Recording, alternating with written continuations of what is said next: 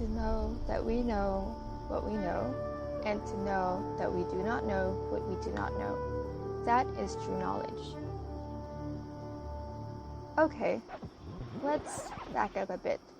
I know you're confused, and no, I'm not talking about when Phoebe found out about Monica and Chandler and said, "They don't know that we know they know we know." If you know the Friends reference. But today we are going to talk about one of the things that set the foundations of modern science and allowed science to flourish as an autonomous discipline within its own right.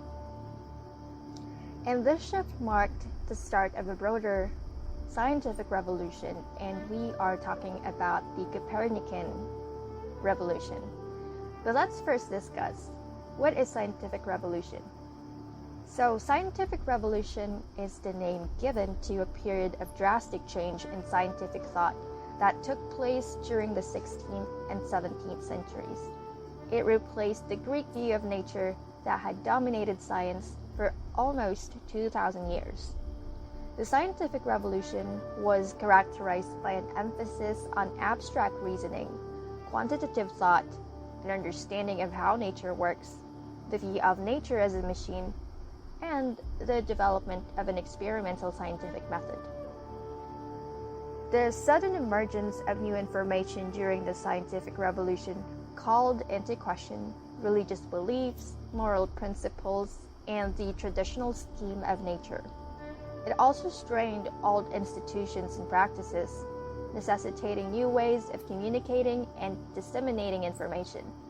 Prominent innovations included scientific societies, which were created to discuss and validate new discoveries, and scientific papers, which were developed as tools to communicate new information comprehensively and test the discoveries and hypotheses made by their authors. Okay, that's a bit deep, but if you understand, life in the 15th centuries were too controlled by the church that they were not accepting of new beliefs, especially when it denotes inconsistencies with the Bible teachings. Now, I'll introduce you to the man who's behind it all, and also the one who said the quote I said at the start of the video. It is none other than Nicolaus Copernicus. Nicolaus Copernicus was a mathematician, astronomer, and a Catholic priest who was born in Krakow, Poland on the 19th of February 1473, and laid to rest on May 24th, 1543. He was the one who theorized the heliocentric model. In 1515, he proposed that the Earth was a planet like Venus and Saturn, and that all planets circled the Sun. Like I said, new discoveries in his time were not welcome and may face persecution, and nobody likes that. So out of fear and afraid to be criticized, he did not publish his work until 1543, shortly before his death. The theory did gather a few followers, and for a time, some of those who firmly believed and gave credence to the idea faced charges of heresy. And that's scary. Trivia time! Did you know Giordano Bruno? He was an Italian priest who was a follower of Copernicus and taught people about heliocentrism. And because of that, he was burned at the stake, alive. And that may also be a deciding factor for Copernicus to hide his world-changing views and out it in the world before his death. Let's talk about Copernicus' works. What is this revolution all about? Copernican revolution is considered a paradigm shift in the field of astronomy. He reformed the idea of Aristotle and Ptolemy's view of Earth being the center of the universe, which we also know as the geocentric model. Aristotle believed that the planets and the sun orbited around the Earth because he firmly stated that there was no sign that the Earth is in motion. And for thousands of years, Aristotle's view of stationary Earth at the center of the universe dominated natural philosophy.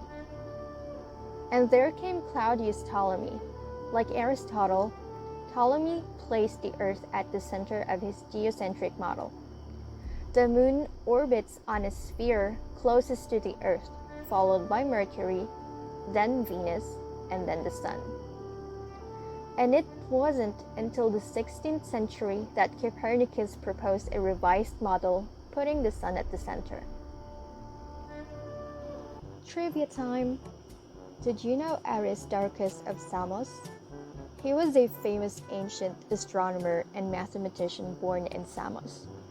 And he disagreed with Aristotle about the Earth being the center of the universe.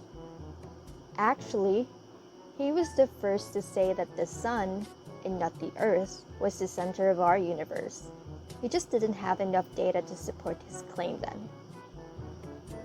And then, there came Copernicus. Another work of Copernicus is his book entitled 6 Books Concerning the Revolutions of the Heavenly Orbs. It was published in 1543 and became a standard reference for advanced problems in astronomical research, particularly for its mathematical techniques. Thus, it was widely read by mathematical astronomers, in spite of its central cosmological hypothesis, which was widely ignored.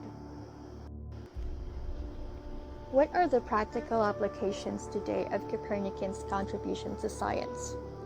Today, Copernicus is one of the most familiar names among Renaissance scientists, but his role in the scientific revolution is misunderstood. He is commonly known as the man who introduced the idea of a heliocentric universe. But it is not his theory itself that was transformational. In truth, he did very little to advance the proof of his claim. His value is not in what he said, but what it cost later scientists like Brahe, Kepler, Galileo, and later Newton to develop as a result of what he proposed. And these famous people as well became a foundation to one of our greatest scientists, Dr. Albert Einstein. The discoveries made during the scientific revolution with Brahe, Kepler, Galileo, and Newton began with the thinking of Copernicus 150 years earlier. In 2009, NASA launched the Kepler spacecraft, which was discovered over 100 Earth-like planets around distant stars that exist in what are known as the Goldilocks zone, regions with just the right conditions for life. It is estimated that there could be as many as 40 billion habitable Earth-like planets in the galaxy over by. As the Kepler spacecraft gathers more information about extrasolar planets, society may begin to rethink its role in the context of the universe, as it did during the Copernican revolution. As for his book, in 1551, the German astronomer Erasmus Reinhold published the Protenic tables, which is computed by Copernican methods. The tables were more accurate and more up-to-date than their 13th century predecessor, and became indispensable to both astronomers and astrologers, and is being used until today. How has Copernican revolution impacted society in general? The Copernican revolution had an impact on European society because it demonstrated that long-held beliefs could be incorrect. It promoted scientific inquiry and curiosity. As a result, the influence of religious and political institutions was weakened, and science was recognized to be one of the main institutions it so deserves. It gave rise to more accurate findings and discoveries. It questioned any form of theory and must be studied comprehensively. Just as much as we wanted to know more, we also recognized the things we do not know and try to discover them either for preservation, modification, or improvement of our knowledge of things. Copernicus' work was ultimately most significant because it changed the way people used physics and astronomy to understand the universe. Despite its lack of scientific rigor, Copernicus' heliocentric model presented a harmonious solution to the increasingly complex Ptolemaic model that, when studied by 16th through 18th century scientists, led to important developments in the fields of astronomy and physics. It is important to remember that for most of the time between Ptolemy and Copernicus, people were as certain about the structure of the solar system as we are about the fundamental science of our universe today. As observations get more complex and old models fail, a new idea will inevitably come about to address the issue, as was the case with Copernicus and the scientists that follow him. What we get from Copernicus and the development of similarly revolutionary theories today is that the way we perceive our relationship to the universe through science is never static, despite our certainty. Just like everyone say, the only constant thing is change. So if there are theories that come about, there would always be a pressing issue. There would always be new discoveries. And it's up to us about the certainty.